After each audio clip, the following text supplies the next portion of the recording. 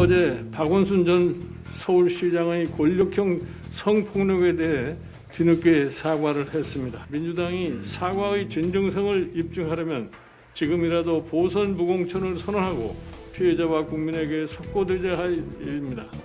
이런 책임 있는 조처가 따르지 않는다면 민주당 스스로 사과 호소인임을 드러내는 것이라고 볼 수밖에 없습니다.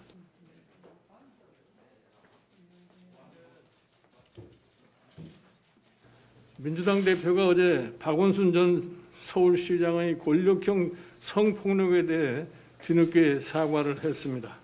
하지만 이제 선거 때가 되니까 선거 악재를 털어낸다는 정략적인 발상에서 마음에도 없는 사과를 급조했다는 비판의 목소리가 매우 높습니다.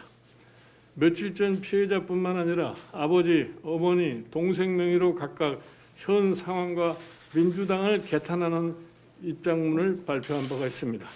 그만큼 피해자와 가족들의 마음의 상처가 깊다는 것을 잘 보여준 형태입니다.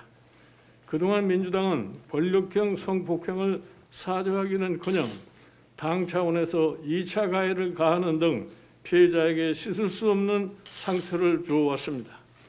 듣도 보도 못한 피해 호소인이라는 말까지 만들어내며 시종일관 가해자를 옹호하는 등 범죄 은폐 및 축소를 지속적으로 시도해왔습니다.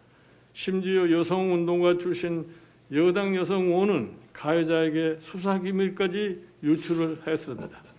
특히 많은 국민들이 반대에도 불구하고 박정 시장 장례를 서울시장으로 강행하는 등 가해자를 영웅 취급하는 비상식적인 태도를 보였습니다. 민주당 대표가 향후 법을 고쳐서 권력형 성폭행을 엄하게 처벌하겠다고 얘기한 것도 참으로 납득이 되지를 않습니다. 규칙 사유가 있을 경우 보선에 공천하지 않는다는 소위 문재인 당까지 고쳐서 자당 후보를 내려고 시도하는 당이 바로 민주당입니다. 이런 사람들이 권력형 성폭력 처벌 강화법을 만든다니 정말 넌센스가 아닐 수가 없습니다. 50보 100보이긴 하나 최근 성추행 사건이 벌어진 정의당에서 즉각 사과문을 발표하면서 직위회제를 의결하고 보선 무공천을 검토 중인 것과 극명하게 대비된다는 지적이 나오고 있습니다.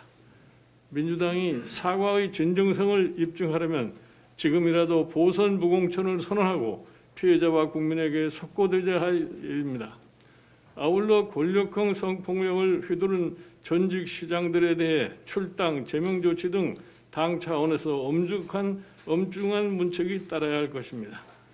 특히 가해자와 가족들이 촉구한 대로 가해자에게 수사기밀을 유출한 여당 의원에 대해 출당 등 강력한 조치가 있어야 할 것입니다. 이런 책임 있는 조처가 따르지 않는다면 민주당 스스로 사과 호소인임을 드러내는 것이라고 볼 수밖에 없습니다.